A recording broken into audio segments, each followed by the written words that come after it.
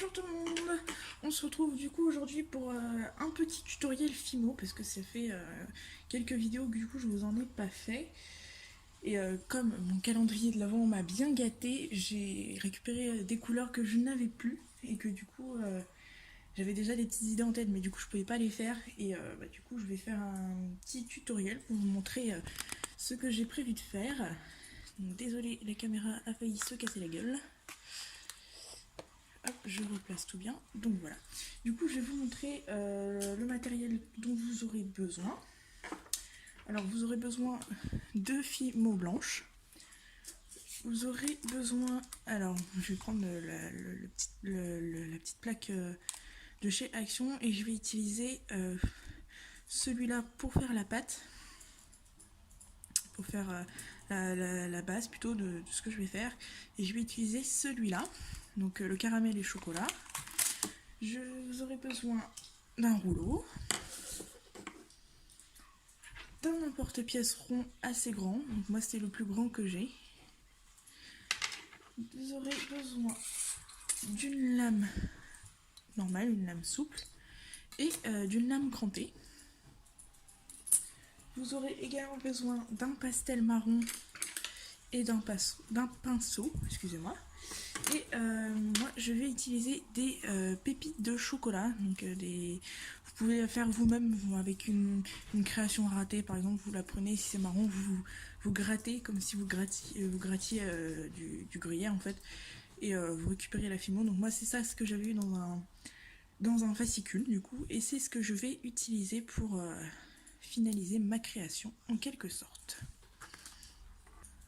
Pour commencer, vous allez prendre un morceau de Fimo blanche et un morceau de Fimo caramel que vous allez du coup mélanger ensemble pour obtenir une base plutôt. Oh, j'ai du mal. Une base. Ah putain!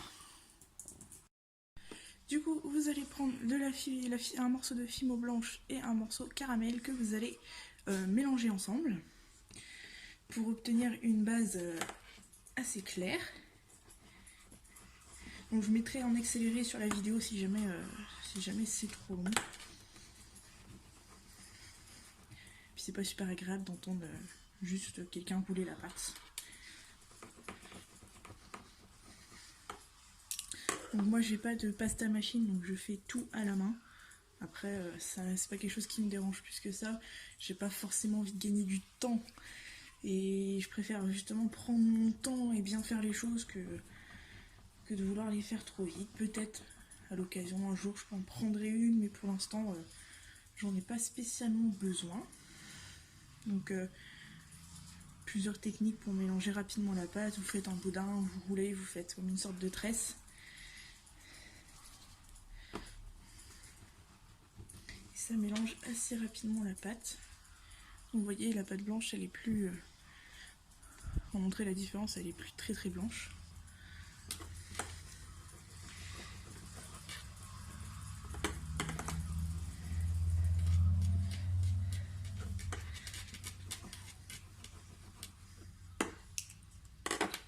Il faut bien mélanger afin qu'on voit plus justement ces petits traits, ce petit effet marbré. Il faut vraiment bien mélanger.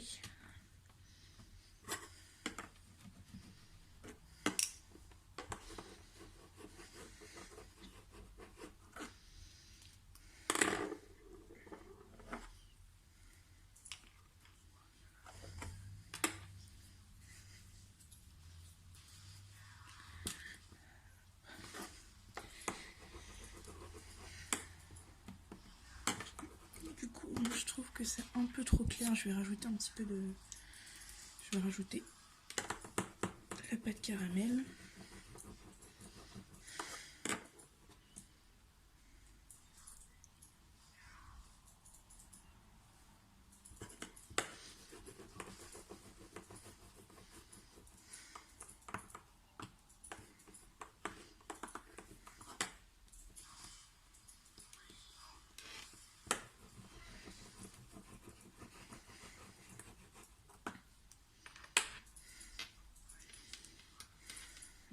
Je vous retrouve tout de suite une fois que j'ai obtenu ce que je veux en pâte.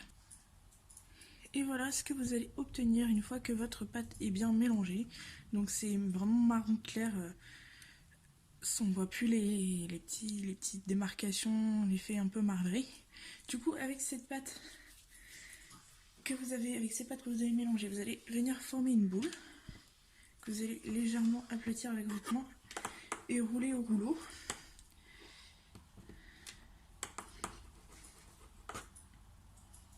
Alors, vu que la pâte colle un peu, je vais essayer de mettre si je l'ai. Non, je l'ai pas. On va faire ça. Si jamais votre pâte elle colle trop, n'hésitez pas à mettre un petit peu de talc ou de farine. Ça craint pas grand chose. Donc, une fois ma pâte étalée, il ne faut pas faire trop fin. Il ne faut pas non plus faire trop épais. Vous allez prendre votre emporte-pièce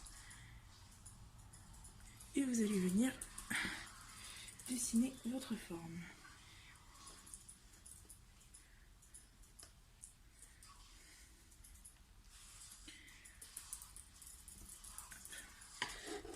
Donc, voilà pour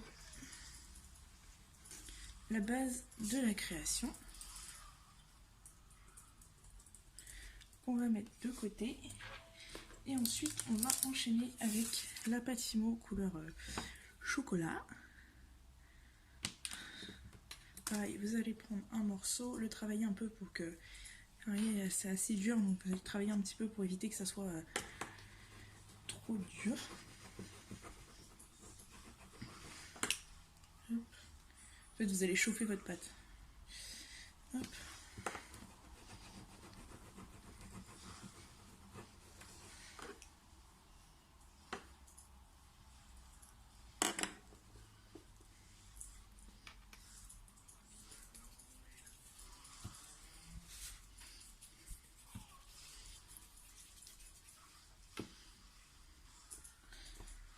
Voilà, hop, comme ceci, et vous allez faire la même chose qu'avec la base, vous allez le faire un peu plus épais.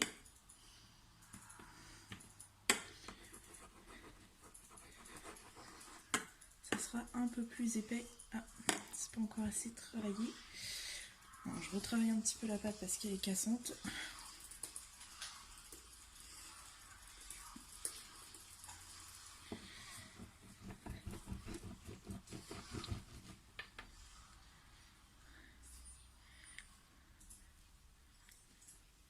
Voilà, là je la sens moins cassante. Je vais reformer un cercle. Je vais venir aplatir légèrement. Et donc je reviens faire la même chose qu'avec la base. Donc comme je disais, pas trop fin. Il faut quand même que ça ait sa petite épaisseur. Alors, je regarde vraiment.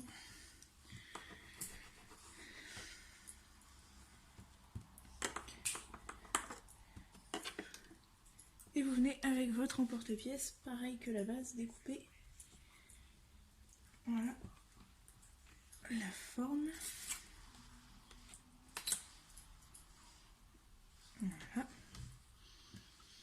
Et voilà. Donc, vous prenez cette partie-là et vous venez la positionner.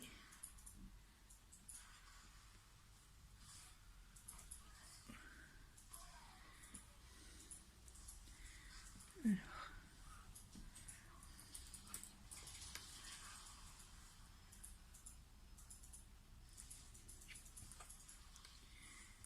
Et pour vérifier, hop, un petit coup.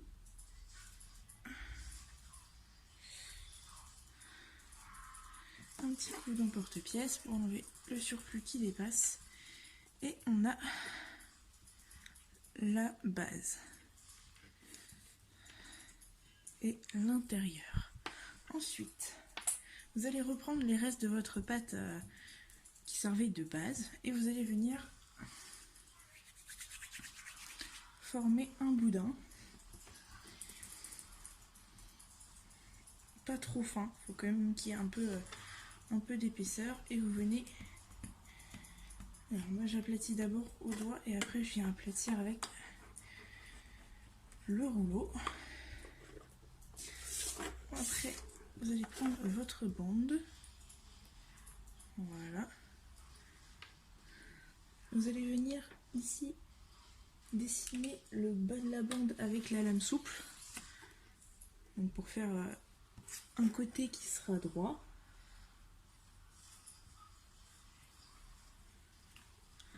Voilà. Hop, on fait les bords. Et avec la lame crantée, vous allez venir faire le dessus.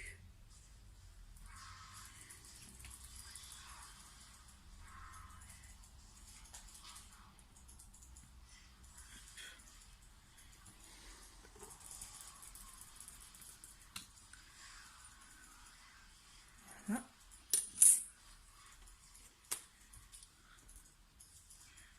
Donc je mets de côté, hop, cette patte.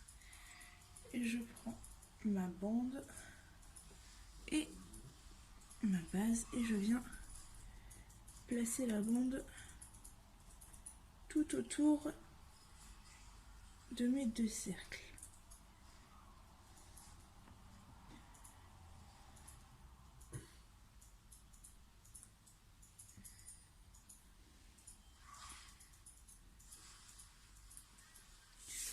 Hop, le surplus, je viens le couper.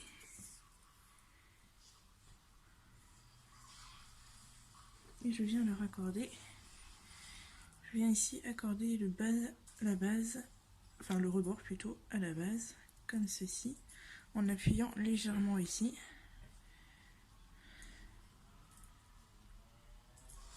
Voilà.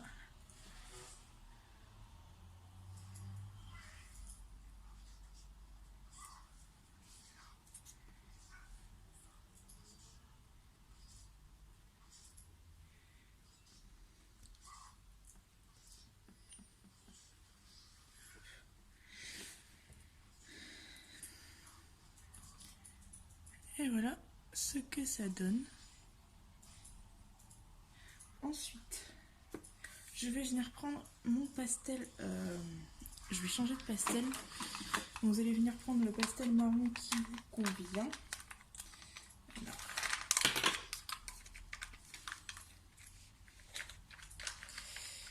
Hop, moi, je vais plutôt prendre celui-là.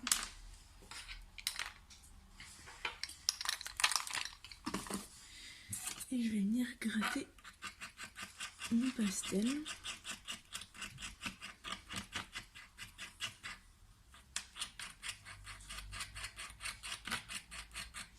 Voilà. Je vais prendre mon pinceau et je vais venir donner un petit peu de couleur à la pâte.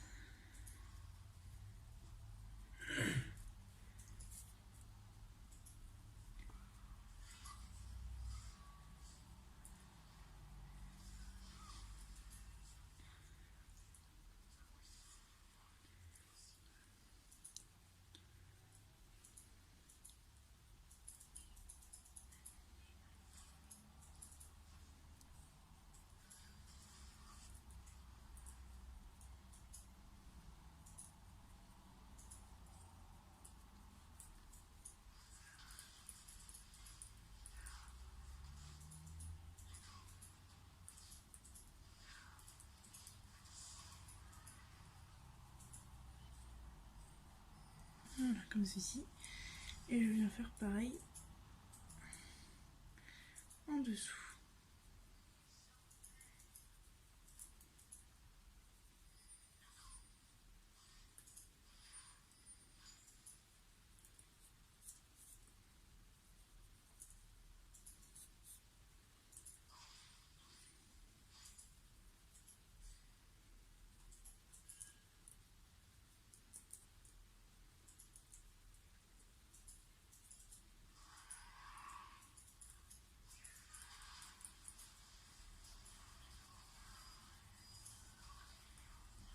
Voilà.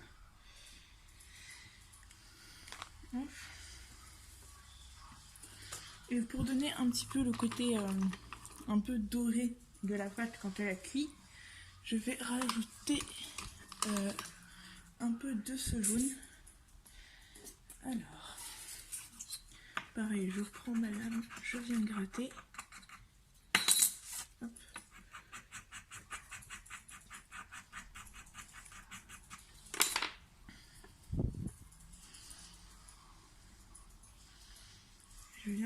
rajouter ici sur le bord.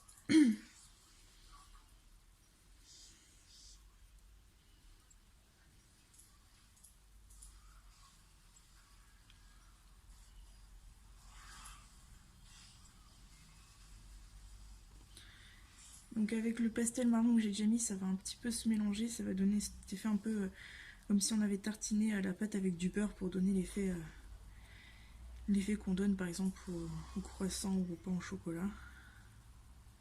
C'est pas avec du beurre, c'est avec un œuf, excusez-moi.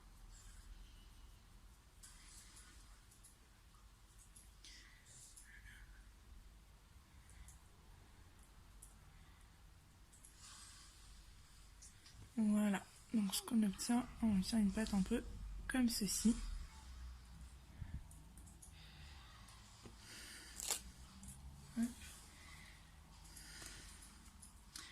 Je vais mettre la création quelques minutes au frigo pour la durcir un peu et je vous retrouve tout de suite.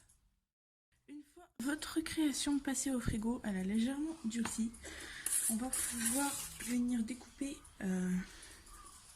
des parts en fait, des parts de gâteau. Alors.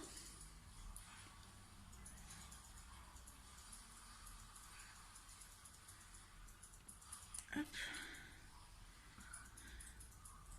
On va découper 4 parts en fait.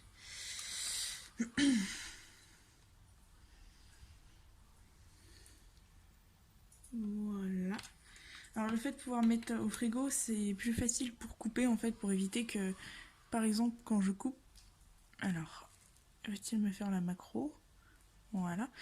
Pour éviter que justement la partie chocolat en fait glisse sur la pâte quand je coupe en fait, que ça bave. Du coup ça permet de faire une coupe assez propre. Donc voilà ce que ça donne. Donc j'ai fait 4 grosses parts. Et sur ces parts, je vais venir avec de la fimo liquide.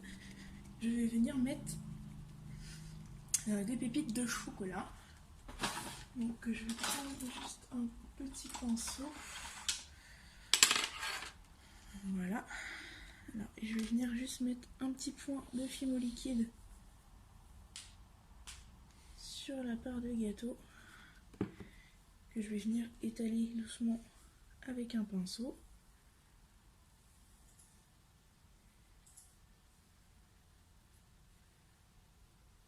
Sur toute la partie chocolat. Et ensuite, avec mes pépites, voilà.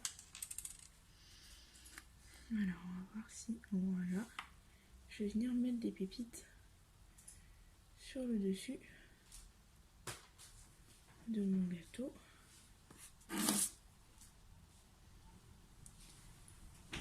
Voilà, pas besoin d'en mettre beaucoup, sinon on voit plus trop l'intérêt du gâteau. Voilà. Et vous faites la même chose. Alors, je vais vous montrer déjà avant de passer à autre chose. Donc, voilà, ça fait un petit peu effet cookie, mais c'est pas un cookie. C'est un gâteau. Et excusez-moi pour la musique, c'est mon copain qui joue à la PS4 à côté. Et du coup, bah voilà, ça donne quelque chose comme ça. Et vous faites la même chose pour les autres parts. Du coup, je vous retrouve après que j'ai fait les autres parts. Et du coup, voilà ce que ça va donner une fois les pépites mises sur chaque part. Donc voilà.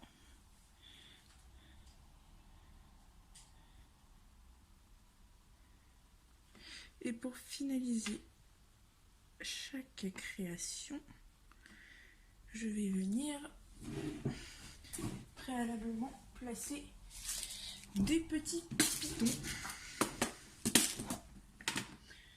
Je vais prendre des pitons tout simples. Hop, 4. Hop, avant de se casser la tête.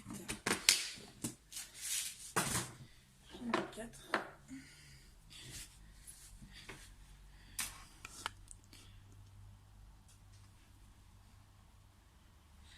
Voilà, je vais prendre les petits pitons.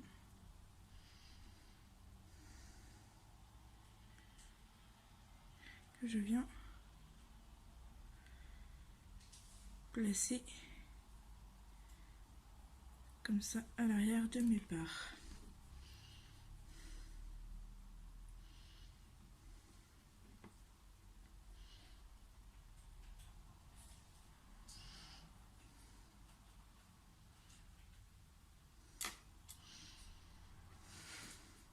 Une fois que la cuisson est faite, en fait, vous pouvez retirer les petits pitons, mettre un petit point de glu pour être sûr que les pitons tiennent mieux et se barrent pas. Par exemple, quand vous mettez votre boucle d'oreille, enfin la journée, si vous utilisez ça en porte-clés ou en collier, enfin pour éviter que ça se barre tout simplement. Hop, et le dernier piton.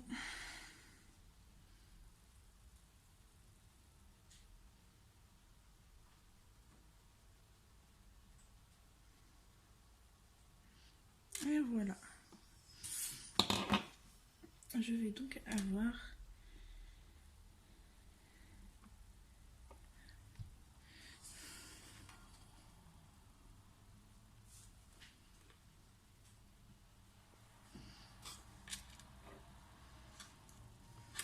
hop. Et voilà donc mes 4 petites parts de gâteau aux pépites, gâteau au chocolat aux pépites du chocolat. En fait, c'est vraiment tout simple à faire, il n'y a pas besoin de se casser la tête.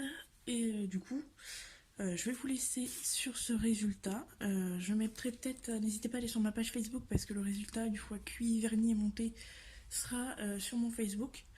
Je ferai sûrement, je sais pas trop quoi en fait, une vidéo où je montre comment je monte mes créations parce que j'en ai quelques-unes par là en fait qui attendent d'être montées. Parce que je fais aussi un peu de scrap à côté.